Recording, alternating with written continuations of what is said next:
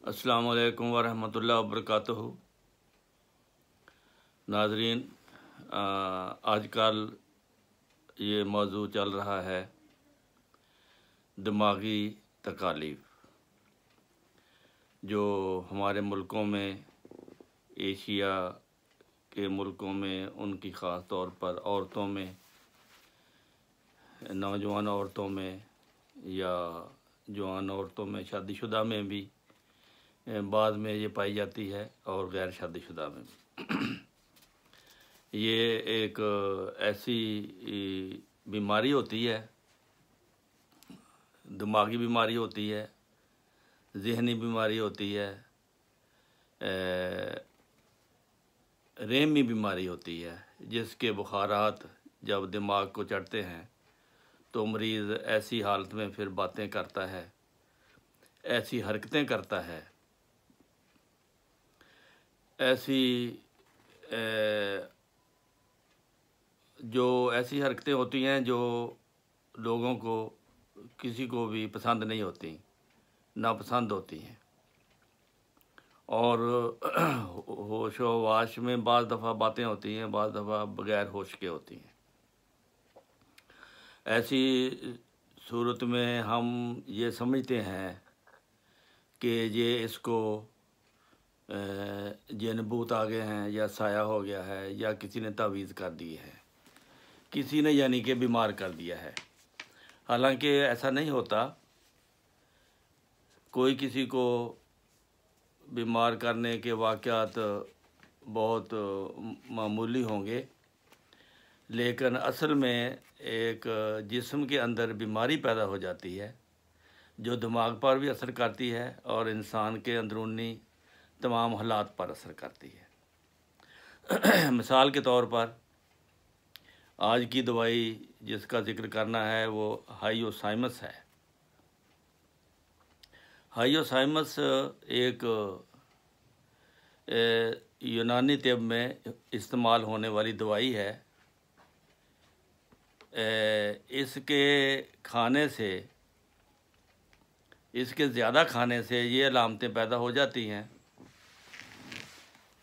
اور اس کے علاوہ نہ کھانے سے بھی انسان میں قدرتی طور پر ایسی بیماری پیدا ہو جاتی ہے جو ذہنی کیفیت کی وجہ سے انسان ایسی حرکتیں کرتا ہے، مثلاً پاگلوں کی سی حرکتیں۔ ایک تو ہے ہذیان بکنا، یعنی برا بھلا کہتے جانا، اس کو ہذیان کہتے ہیں۔ پاگلوں کی حرکتیں کرنا، جو ایک عقل مند سمجھدار آدمی یا انسان نہیں کرتا، وہ ایسی حرکتیں کرتا ہے۔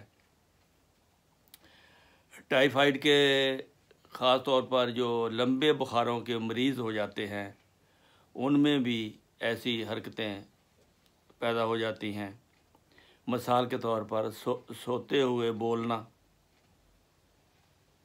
جس کو کہتے ہیں بڑاندہ ہے، سوتے ہوئے بڑبڑانا یا باتیں کرنا، اور بستر کی چادر کو نوچنا، چٹکیوں کے ساتھ نوچنا، جو عقل مند آدمی تو نہیں کرتا، لیکن یہ ایک بیماری ہے جو اس کو مجبور کرتی ہے ایسا کرنے سے۔ گندی باتیں کرنا، شرمناک باتیں کرنا، ایسی باتیں کرنا اگر اس کو ہوش آ جائے تو خود شرمندہ ہو۔ ایسی حرکتیں کرنا یعنی کپڑے اتارنا، تو یہ سب اس کے بس کی بات نہیں ہوتی، یہ جن بھوت بھی نہیں ہوتے، یہ اس کی اندر کی بیماری کا نتیجہ ہوتا ہے، جس سے وہ مجبور ہو جاتا ہے، اس کو سمجھ نہیں آتی۔ جنسی اعضاء کو ننگا کرنا، اچھا بھلا شریف انسان جب بیمار ہو جائے تو ایسی فحش حرکتیں کرنے لگ جاتا ہے کہ ایسی ہوش میں وہ باتیں کر ہی نہیں سکتا۔ اس لیے بعض ماں باپ پھر اپنے بچے یا بچی کو دکھانے کے لیے ڈاکٹر کو بھی نہیں بلاتے، کیونکہ انہیں شرم آتی ہے کہ وہ ایسی باتیں کرتا ہے، لیکن اس کا تعلق اس کی جنسی بے راہ روی سے نہیں ہوتا. یہ میں آپ کو بتانا چاہتا ہوں. اس میں اس کے ضمیر میں یا اس کے ذہن میں ہوش کے ساتھ یہ باتیں نہیں ہوتی. اس کی دماغ کی کیفیت ایسی ہو جاتی ہے کہ اس کو خود وہ پتہ نہیں ہوتا وہ کیسی وہ حرکتیں کرتا ہے یا وہ بولتا ہے. اس لیے اس کا لواحقین کو محسوس بھی نہیں کرنا چاہیے، غصہ بھی نہیں کرنا چاہیے.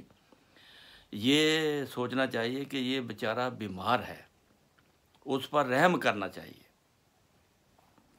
یہ جنسی اعضاء کی سوزش کا نتیجہ ہوتا ہے جو دماغ متاثر کرتا ہے، اور اس بیماری کی کیفیت کی وجہ سے وہ بے ہوشی کی سمجھو کہ باتیں کرتا ہے، شہوانی باتیں کرتا ہے، جنسی عمل کی باتیں کرتا ہے، حالانکہ اس کو کوئی ہوش بھی نہیں ہوتی، نہ اس کو کوئی سکون ملتا ہے. تو اس کے علاوہ اعصاب میں تشنج ہو جاتا ہے، جھٹکے لگتے ہیں، اکڑتے ہیں، اس کے اعصاب اکڑتے ہیں. تو اتنا کمزور ہوتا ہے کہ تکیے پر جب سر رکھتے ہیں وہ تکیے پر نہیں رہتا، وہ نیچے آ جاتا ہے، تکیہ چھوڑ دیتا ہے. یہ اس کا ڈھیلا پن ہے کہ وہ اپنے آپ کو کنٹرول میں نہیں رکھ سکتا. اعصاب میں اینٹھن ہوتی ہے، جیسے کچیچیاں، مٹھیاں بند کرتا ہے، کبھی کچھ کرتا ہے، کبھی کچھ کرتا ہے. یہ پاگل پن. لیکن یہ پاگل پن ایسا ہوتا ہے کہ وہ مار کٹائی کا رجحان نہیں ہوتا. اس میں ایک ایسی دوائی ہے، وہ پاگل پن ایسا ہوتا ہے جو مار کٹائی کا رجحان رکھتا ہے، یعنی جو سامنے آئے اس کو مار بھی دیتا ہے، اینٹ اٹھا کے مار دیتا ہے، سوٹا مار دیتا ہے، جو ہاتھ میں آئے وہ مار دیتا ہے. ایسا ہائیوسائمس اس بیماری میں نہیں ہے. اس کی دوائی اور ہے، وہ بیلا ڈونا اس کی دوائی ہے، یا سٹرامونیم اس کی دوائی ہے. لیکن اس میں ہائیوسائمس میں مریض شکی مزاج ہوتا ہے، وہمی ہوتا ہے. وہ سمجھتا ہے کہ اس کے پاس کوئی کھڑا ہے، وہ خیالی وجود سے باتیں کرتا ہے، دائیں بائیں کبھی پیچھے دیکھتا ہے کہ فلاں آدمی کھڑا ہے میرے پاس، لیکن ہوتا نہیں ہے. ایسے اس کے خیالات ہوتے ہیں. شکی مزاج ایسا ہوتا ہے کہ وہ پانی بھی نہیں پیتا کہ کسی نے اس کو میں زہر نہ ملا دیا ہو، چائے نہیں پیتا کہ کسی نے اس میں زہر نہ ملا دیا ہو. تو اس طرح کی وہ حالت اس کی ذہنی حالت ہوتی ہے کہ وہ بیچارہ باتیں کرتا ہے لیکن ہر ایک پر شک کرتا ہے.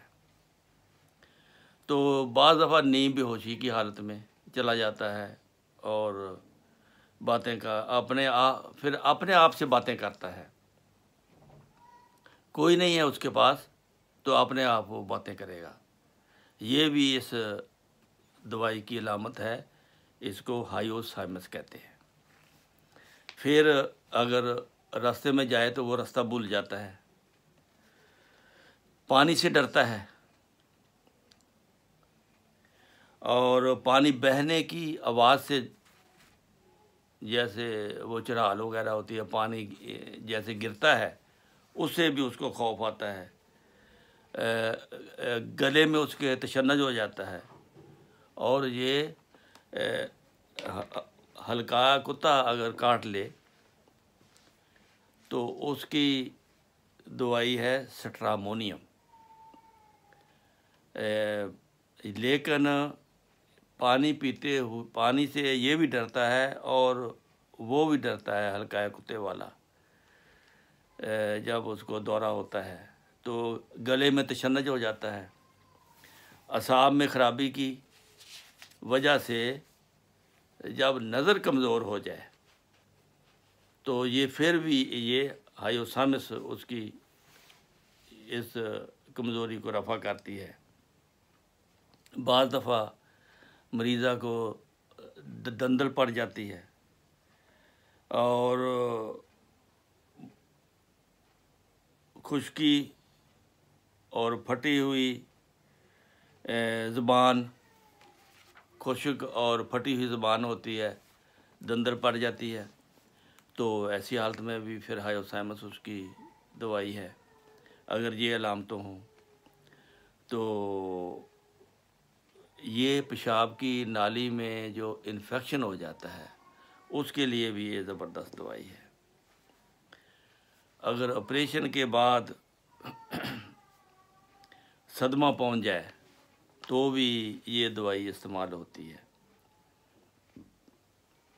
تو سوتے ہوئے کو اگر مرگی کا دورہ پڑ جائے، ہاتھ پاؤں مڑ جائے، تو انگلیاں اس کی سخت ہو جائیں، تو ایسی حالت میں بھی آپ ہائیوسامس دوائی سے فائدہ اٹھا سکتے ہیں۔ تو یہ ہائیوسامس کی میں نے چند ایک علامات بتائی ہیں کہ ایسے مریض اگر ہو جائیں تو ان کا علاج ہومیوپیتھک میں تو ان کا علاج کامیاب ہے، ایلوپیتھک میں ان کو زیادہ تر سونے کے لیے دوائی دے دیتے ہیں، نشہ وغیرہ کہ خود ہی مریض ٹھیک ہو جاتا ہے پھر آہستہ آہستہ۔ تو اس طرح ان کو علاج کی طرف لانا چاہیے کہ اس کا جسمانی علاج ٹھیک ہو۔ جب اس کا جسمانی علاج ٹھیک ہو جائے گا تو پھر دماغ بھی کیونکہ تعلق جسم سے ہے، دماغ تو بادشاہ ہے جسم کا، تو جب اس میں خرابی ہوتی ہے تو سارے جسم میں پھر خرابی پیدا ہو جاتی ہے۔